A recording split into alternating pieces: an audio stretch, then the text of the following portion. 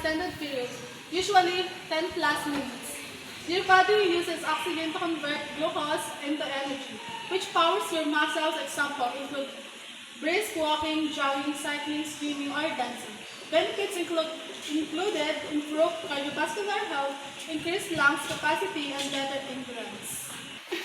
1, 2, 3, 4, 5, 6, 7, 8, 7, 6, 5, 4, 3, 1, 2, 3, 4, 5, 6, 7, 8, 5, 4, 3, 2, 1, 2, 3, 4, 5, 6, 7, 8, 7, 6, 5, 4, 3, 2, 1.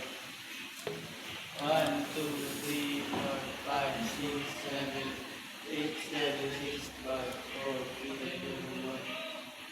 1, 2, 3, 4, 5, 7, 8, 7, 6, 5, 4, 3.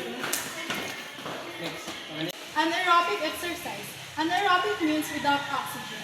This is high-intensity exercise performed in short bursts, seconds to few minutes, where your body can supply oxygen fast enough to meet energy demands.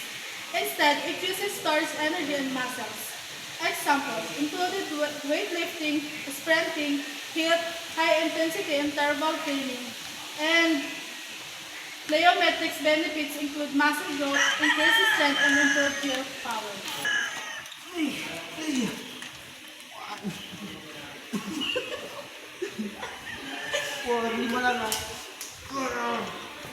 Flexibility.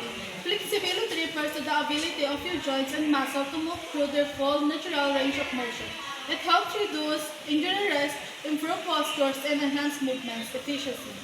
Examples included static stretching, holding a position for 15 to 30 seconds, dynamic stretching, moving through a range of motion, and activities like yoga or pilates.